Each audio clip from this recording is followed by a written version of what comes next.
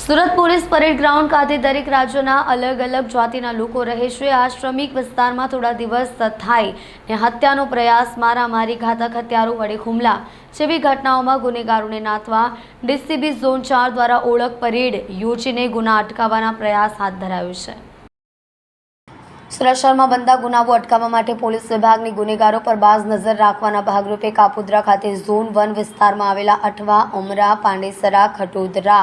Police સ્ટેશનના NCR કાર્ડધારકો, history શીટરો, ટપોરીઓ તથા મિલકત સંબંધી, શરીર સંબંધી, ગૌવંશ હત્યા ભૂતકાળમાં પકડાયેલા આરોપીઓની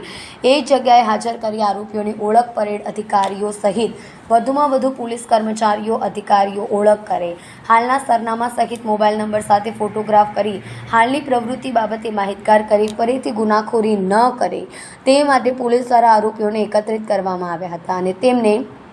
પોલીસ અધિકારીઓ દ્વારા સલાહ સૂચન આપવામાં આવ્યું હતું. સુરત શહેર ઝોન 4 અઠવા લાઇન્સ ખાતે આવેલ પોલીસ પરેડ ગ્રાઉન્ડ પર ઓળખ પરેડ કરવામાં આવી હતી. સુરત સેક્ટર 2ના આઈપીએસ KN ડામોરે માહિતી આપી હતી કે છેલ્લા 10 વર્ષમાં ઘણા આરોપીઓનું મોઢું, સરનામું બદલાઈ ગયું છે. અન્ય જિલ્લામાંથી આવેલા પોલીસ જવાનોને આરોપીઓને ઓળખવામાં મુશ્કેલી ન આવે તે હેતુથી આ કાર્યક્રમ યોજાયો હતો. રીઢા ગુનેગારો પર પોલીસની બાજ નજર છે તેમ જણાવવામાં આવ્યું હતું. સાથે સાથે ગુનેગારી છોડી દેવા પણ પોલીસ દ્વારા અપીલ કરવામાં આવી હતી. ગુનેગારો, ચરિત્રબંધી, ચોરી, લૂંટફાટ, ધરપકડ, ગુનેગારોને સુરત શહેર પોલીસ પરેડ ગ્રાઉન્ડ ખાતે બોલાવવામાં આવેલા તમામ ગુનેગારોને બીજી વાર ગુનાઓ ન કરે તે માટે એમને સમજાવવામાં આવ્યા અને જો બીજી વાર જો ગુના કરશે તો કાયદેસર સખત કાર્યવાહી કરવામાં આવશે અને તમામ ગુનેગારોનો સર્વેલન્સ કોડ પોલીસ અધિકારીઓ એમને ઓળખી શકે, કયા ગુનામાં એ લોકો સંડોવાયેલ છે એની પણ માહિતગાર થાય અને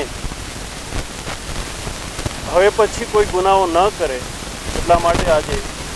ઝોન 4 વિસ્તારના ડીસીપી વિજય ગુજ્જર, એસીપી અને તમામ પીઆઈઓ અને સર્વેલન્સ કોડ પીએસઆઈ તમામની જોડે તમામ ગુનેગારોને કયો પૂર્વ ઇતિહાસ છે એના ફોર્મ ભરાયા અને ભવિષ્યમાં બીજા કોઈ શરીર સંબંધી કે ચોરી કે લૂંટફાટ ન કરે એ માટે સમજણ આપે.